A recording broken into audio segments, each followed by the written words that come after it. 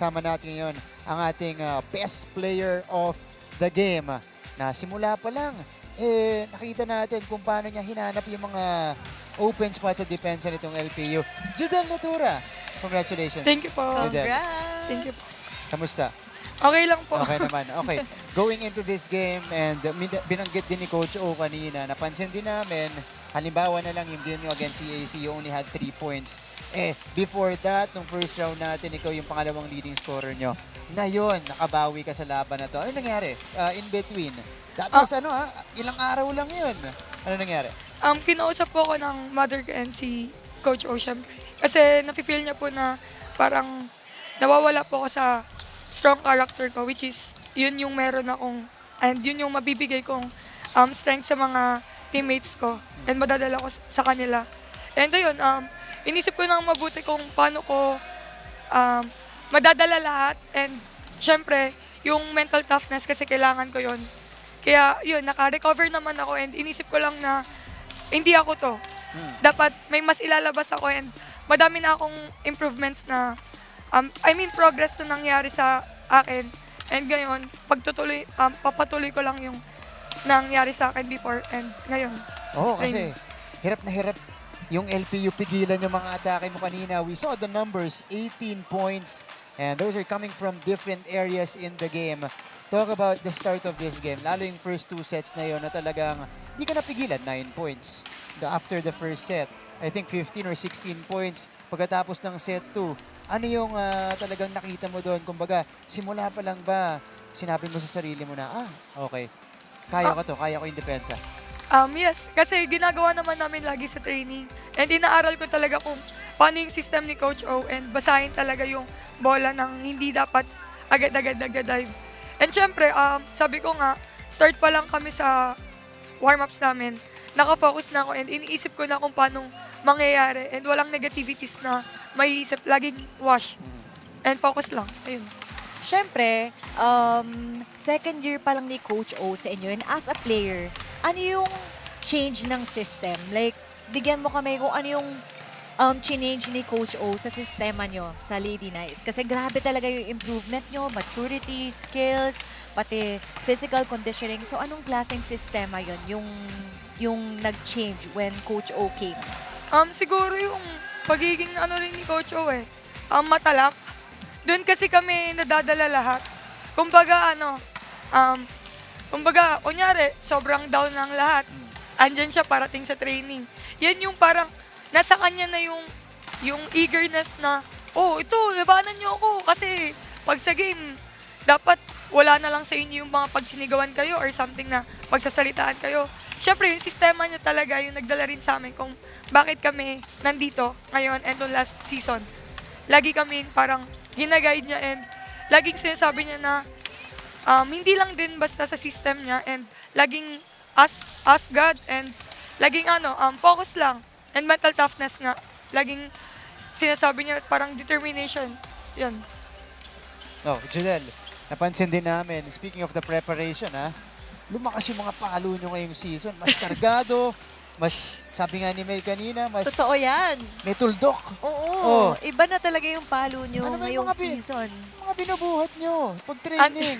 Kay Coach Sot po yan. Kay Coach Sot? Okay. Yes. Inano ko si Coach Sot kasi siya talaga yung SNC namin, which is siya yung nag-handle sa amin sa training everyday. Laging andun siya kahit hindi naman, hindi niya parang araw. Kasi every Monday, Wednesday, Friday lang po yung buhat. So, lagi siyang nakaka-guide sa amin and lagi niya kaming parang sinasabihan nga, which is sa mental toughness din. And hindi lang basta sa strength and conditioning kasi lahat kami nakafocus din sa palakasan ng body kasi ayun nga, first and pang double round po yung season namin, which is kailangan palakasan talaga ng katawan, hindi lang basta sa skills namin yung labanan and sa utak din. Share ko lang schoolmate ko yan si Sot nung college. Ganyan na siya. College pa lang, talagang pag nagbabasketball kami, malakas yung katawan, huwag mo siyang babantayan. Kasi mabubunggo, tatalsik ka talaga. Okay, si Coach Sot pala yun. Okay, so Judel ngayon, number 1 team in the league. Kumbaga, parang kayo yung nagiging team to beat ngayon dito sa NCAA. Para sa player na katulad mo. At syempre, isa ka sa mga veterans nitong team na to. pressure ba? May iniisip mo ba yan? Nasa likod ba yan ng isip ninyo? Wala naman kasi yun nga, laging sinasabi lang sa amin ni Coach O yung laging present lang. Hindi dapat mag-isip sa future kasi hindi naman yun yung pinaghahandaan eh. Lagi kung ano yung nasa harap namin. Which is, kung ano yung kalaban namin, yun yung paghahandaan namin and laging focus lang sa ginagawa namin, lalo na sa ensayo. Yun nga, pinagtatrabahuan namin lahat talaga para mag-improve as a team. Yan. Nabanggit mo about mental toughness. Yun talaga ini-instill ni Coach O sa inyo. So, like personally, anong ginagawa mo para to toughen up mentally and yung faith mo rin kasi nabanggit mo na yun din yung ini-instill ni Coach O sa inyo. I mean, yung personal preparation mo kasi halos halfway na tayo sa second round, palapit na. Sabi lang sa amin ni Coach O nga, which is lagi mag-meditate. So, yun lang yung preparation namin na para mag-focus kami sa kung ano yung ginagawa namin. And hindi kami magalgal ba. Laging doon lang kami sa kung ano yung nandito sa amin sa harap. Yun lang. Okay, Judel, congratulations. 18 points today. Siyempre, meron kang opportunity batiin yung mga supporters mo. Go ahead. Binabati ko po yung family ko, which is Nitura family. And yung mga tita and tito ko po na Nitura. And sa labas din po.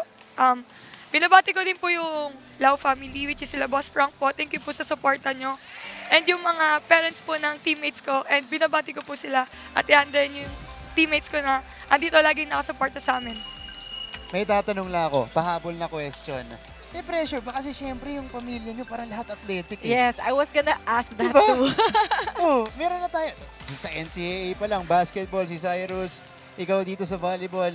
Anong klaseng ka-competitive, gaano ka-competitive pala yung pamilya mo? Kasi siyempre mga kapatid mo, lahat sila atleta rin. Wala naman pong pressure kasi pinalaki talaga kaming merong strong character which is kay mama namin ako and kay daddy. Wala naman parang magpapapressure sa amin unless kalaban, ang sinasabi lang sa akin ni mama lagi and yung mga kapatid ko, ang kalaban ko lang dito is yung sarili ko. Which is yan lang yung pwedeng magpababa sa amin. So yun, laging balik lang sa basic, laging mag-iisip lang na kung ano yung meron sa'yo para doon ka lang nakafocus, hindi na sa negativities. Okay, yan galing na yan kay Judel Nitura. Congratulations, our player of the game with 18 for the Letran Lady Knights. Okay mga kapuso, hindi pa tayo tapos. Tuloy-tuloy ang usapan natin dito sa ating post-game coverage. Magbabalik po ang NCAA Season 100.